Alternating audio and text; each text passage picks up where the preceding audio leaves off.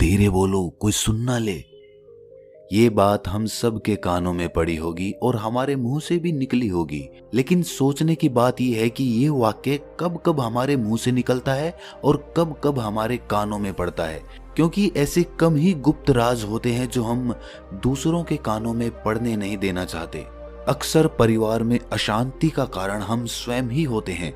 हम इस बात को देख पाए भले ना देख पाए, पर ये असल सत्य है, क्योंकि जाने अनजाने मूर्खतावश हम खुद ही अपनी वो बातें दूसरों को बता देते हैं जो हमें कभी नहीं बतानी चाहिए। और वही बातें जो जाने अनजाने हमने किसी दूसरे के सामने बता दी थी, वही हमारे दुख का कारण बन जाता है, वही हमारे झगड़े का कारण बन जाता है। और फिर बाद में हमें पछतावा होता है कि मुझे ये बात किसी को बतानी नहीं चाहिए थी, मेरी ही गलती हुई कि मैंने जाने अनजाने ये बात सभी को बता दी। इसीलिए आज की जो बौद्ध कहानी मैं आपको सुनाने वाला हूं, उसे सुनने के बाद आपको 7 ऐसी बातें पता चलेंगी जो आपको कभी किसी को नहीं बतानी। ये जो 7 बातें हैं जो आपको किसी को नहीं बतानी, क्यों नहीं बतानी, इसके पीछे का तर्क भी मैं आपको दूंगा। और इन 7 बातों के अलावा अगर आपको लगता है कि कोई बात ऐसी है जो मुझसे छूट गई या मैं नहीं बता पाया, तो कमेंट सेक्शन में जरूर बताना। इससे पहले कि आप इस बौद्ध कहानी में खो जाएं, इस चैनल को सब्सक्राइब जरूर कर लें। तो चलिए कहानी शुरू करते हैं। एक समय की बात है, एक नगर में रिंकू नाम का एक युवक रहता था। वो युवक बहुत गरीब था, कुछ पैसा नहीं था उसके पास। 2 वक्त की दाल रोटी भी बड़ी मुश्किल से उसको नसीब होती थी। किसी काम की तलाश में दिन रात खोज करने पर भी उसे कोई काम नहीं मिल रहा था।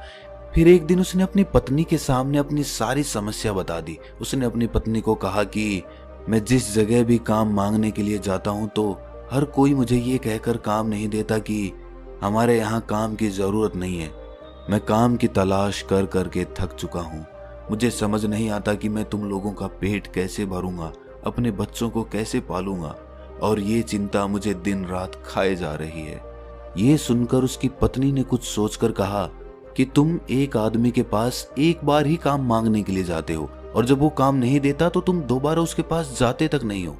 अगर तुम्हें उनसे काम लेना है तो तुम्हें हमदर्दी जतानी होगी, तुम्हें उनसे हमदर्दी हासिल करनी होगी, अपनी गरीबी दिखानी होगी, ताकि वो लोग तुम्हारी मजबूरी समझकर तुम्हें काम पर रख लें। इसीलिए शर्म मत करो, उन्हें अपनी मजबूरी बताओ, अपनी गरीबी बताओ, और इसी उपाय से तुम काम पा सकते हो। ये बात रिंकू के मस्तिष्क में बैठ गई और अगले दिन काम मांगने के लिए वो उसी सेठ के पास जा पहुंचा जहां पर वो पिछले दिन काम मांगने के लिए गया था। लेकिन इस बार उसने हाथ जोड़कर उस सेठ से प्रार्थना की, उससे विनती की कि वो बहुत गरीब है और उसे काम की बहुत आवश्यकता है। वो जो कुछ भी उसे देंगे वो उसमें संतुष्ट हो जाएगा, पर कृपया करके मुझे अपने यहाँ काम पर रख ले। उसकी ये हालत देखकर उस सेठ ने उसे अपने यहाँ काम पर रख लिया। वो रोज वहां पर काम पर जाने लगा। अंदर ही अंदर वो खुश तो था कि उसे काम तो मिला, लेकिन उसे वेतन दूसरे लोगों से कम मिलता था। वही काम जो दूसरे लोग कर रहे थे उन्हें ज्यादा वेतन मिल रहा था और इसे कम वेतन मिल रहा था। जब इस बारे में उसने अपने सेठ से कहा तो सेठ ने कहा कि देखो भाई, तुम्हें काम की जरूरत थी, मैंने तुम्हें काम दिया, मेरा धन्यवाद करने की बजाय तुम मुझसे शिकायत कर रहे हो, ये कैसी भलमनसाहट है। ये सुनकर रिंकू वहीं पर चुप हो गया। बात कहीं ना कहीं सत्य थी, सच थी। सेठ ने तो उसे उसकी मजबूरी के हिसाब से ही काम दिया था और इसीलिए वो उसे अपने अनुसार ही वेतन देता था। लेकिन धीरे धीरे उसने ये बात अपने सगे संबंधियों और अपने दोस्तों को भी बताना शुरू कर दी कि उसका सेठ कैसा आदमी है और उसे कितना वेतन देता है। समय बीतता रहा और रिंकू पूरी लगन के साथ अपना काम करता रहा। लेकिन अब परिस्थितियां बदलने लगी थी। सेठ अब रिंकू से दूसरे लोगों से ज्यादा काम लेता था और उनसे कम वेतन उसे देता था। ये बात रिंकू के मन को बहुत खलती थी। वो दूसरों से ज्यादा मेहनत कर रहा है और उनसे कम वेतन पा रहा है। इससे उसके आत्मसम्मान को बहुत गहरी चोट पहुंची। अब धीरे धीरे उसका मन अपने काम से हटने लगा। उसका मन काम में लगता ही नहीं था। जाहिर सी बात है कि ऐसी जगह किसका मन लगेगा जहां आदमी को अपने आत्मसम्मान के साथ समझौता करना पड़े। इसीलिए जल्द ही उसने अपना काम छोड़ दिया और वो घर पर आकर खाली बैठ गया। अब उसके पास घर का खर्चा चलाने के लिए भी पैसे नहीं बचे थे। इसीलिए उसने अपने सगे संबंधियों और अपने दोस्तों से सहायता मांगनी शुरू की। लेकिन उसके दोस्त उसके सामने तो उसे दया का पात्र समझते थे, उसे दिलासा देते थे, लेकिन पीछे से उसका मजाक उड़ाते थे। वो कहते कि कितना बेवकूफ है, सेठ ने इतना काम लिया और बेचारे को पैसे भी नहीं दिए। अरे हम इसको पैसे दे दें तो ये कल हमारा भी पैसा वापस कर पाएगा? इसकी ऐसी हालत है, काम तो इसके पास कुछ है नहीं, पैसा कहां से लाके देगा? और इसी वजह से रिंकू की हालत दिन ब दिन खराब होती जा रही थी। अब वो दिन रात तनाव में रहने लगा था। वही दोस्त, वही सगे संबंधी जो उसके अपने होने का दिखावा करते थे, वो उसे दया का पात्र समझ रहे थे। उन्हें उसके ऊपर तरस आ रहा था। सब लोग आकर उसे ज्ञान तो बहुत देते थे, लेकिन कोई सहायता नहीं करता था। और अक्सर ऐसा ही होता है, ज्ञान देने वाले तो बहुत मिल जाते हैं, लेकिन मदद करने वाले, उंगली पकड़कर, हाथ पकड़कर आगे चलाने वाले कितने लोग मिलते हैं। एक दिन उसे पता चला कि पड़ोस के गांव में एक बौद्ध भिक्षु आया हुआ है जो बहुत ही ज्ञानी है। रिंकू इतना तनाव में था कि उसे कोई रास्ता नजर ही नहीं आ रहा था। इसीलिए जाने अनजाने वो उस बौद्ध भिक्षु के पास पहुंच जाता है। वहां पहुंचकर वो सीधे उनके पैरों में गिरकर रोने लग जाता है। वो रोते रोते उन्हें अपनी सारी परिस्थिति बताता है। उसे बताता है कि किस तरह उसके सेठ ने उसका फायदा उठाया और उसके सगे संबंधी उसके साथ कैसा व्यवहार रखते हैं। सारी बातें सुनकर बौद्ध भिक्षु ने उसे चुप कराते हुए कहा कि भंते, ये सारी समस्याएं तुम्हारी बुद्धिहीनता, तुम्हारी मूर्खता के कारण उत्पन्न हुई है। अगर तुम्हारे अंदर विवेक होता तो इनमें से एक भी समस्या तुम्हारे चित्त को दुखी नहीं कर सकती थी, लेकिन तुमने अपने अविवेक के कारण, अपनी मूर्खता के कारण खुद ही अपने रास्ते में कांटे बिछा दिए। आज मैं तुम्हें 7 बातें बता रहा हूं जो भूलकर भी किसी को मत बताना, और इन बातों का अनुसरण करते हुए तुम बाहर से मिलने वाले दुखों को तो दूर कर ही सकते हो जो बेवजह दुनिया की वजह से तुम्हारे अंदर पनपते हैं। पहली बात जो किसी को नहीं बतानी चाहिए वो है अपनी मजबूरी। अपनी मजबूरी का दिखावा करके, दूसरों का दया पात्र बनके उनकी सहायता लेने की गलती कभी मत करना। हो सकता है कि आज वो तुम्हारी मजबूरी देखकर तुम्हारी सहायता कर दे, लेकिन कल वो तुम्हारा फायदा उठाने से भी नहीं चूकेगा, और अगर फायदा भी नहीं उठाया तो दूसरों के सामने तुम्हारा मजाक बनाने में वो आदमी कभी नहीं चूकेगा। इसीलिए कभी भी अपनी मजबूरी का दिखावा मत करो। अगर घर में 2 रोटी है, सूखी रोटी है, तो वही खाकर सो जाओ, लेकिन दूसरों को इसके बारे में भनक तक नहीं लगनी चाहिए।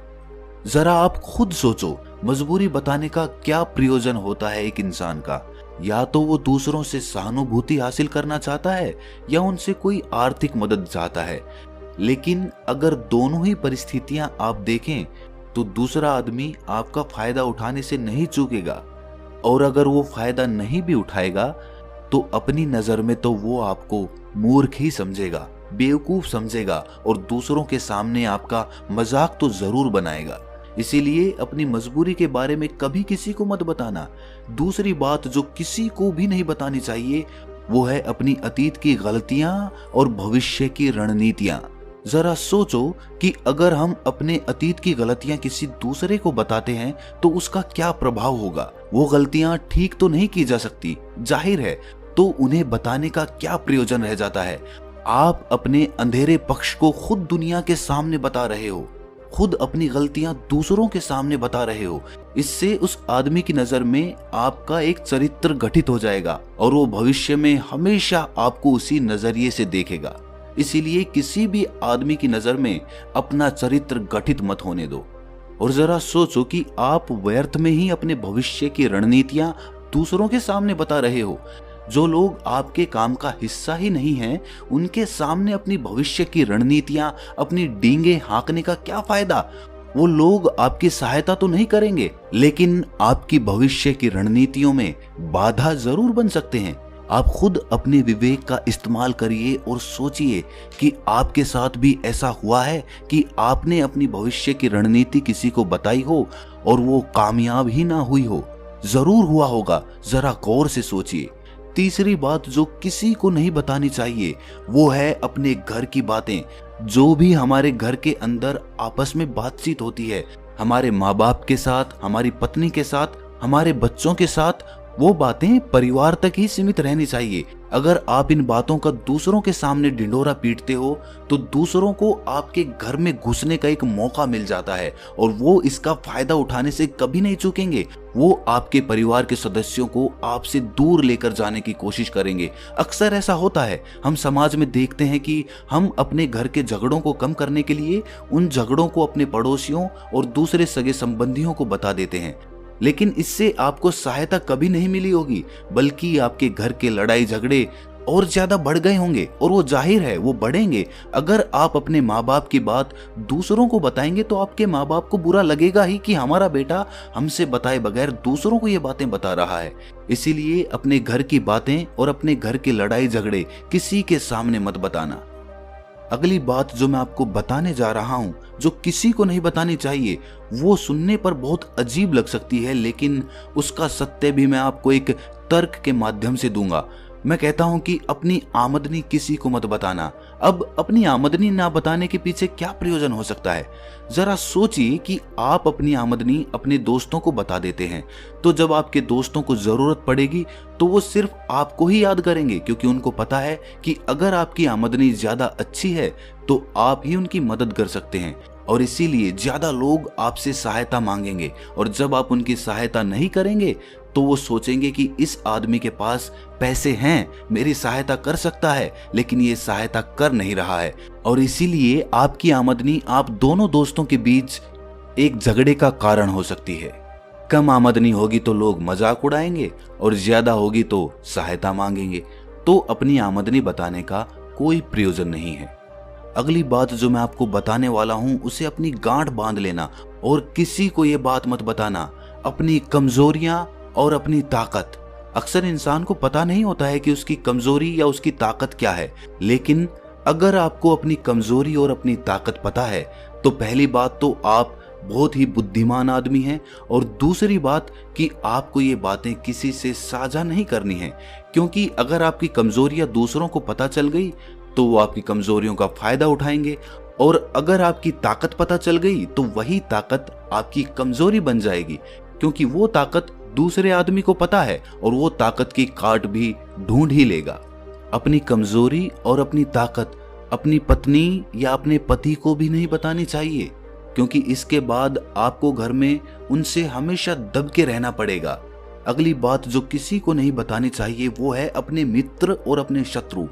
आप अपने मित्रों के बारे में अगर दूसरे लोगों को बताएंगे तो वो आपके मित्रों के साथ अपनी घनिष्ठता बनाकर आपको धोखा दिलवा सकते हैं। आपके गहरे मित्रों को आपसे दूर करने का प्रयास कर सकते हैं। अक्सर आम आदमी ऐसा नहीं करता, लेकिन आपके दुश्मन ऐसा करने की कोशिश कर सकते हैं। और दूसरी तरफ आपके शत्रु का भी किसी को नहीं पता लगना चाहिए, क्योंकि आज जो आपका मित्र है अगर कल वो आपका दुश्मन हो गया तो वो आपके दुश्मन के साथ ही मिलकर आपको परास्त कर सकता है, आपको धोखा दे सकता है। इसीलिए अपने सबसे अच्छे दोस्तों को भी अपने दुश्मन के बारे में कभी मत बताना।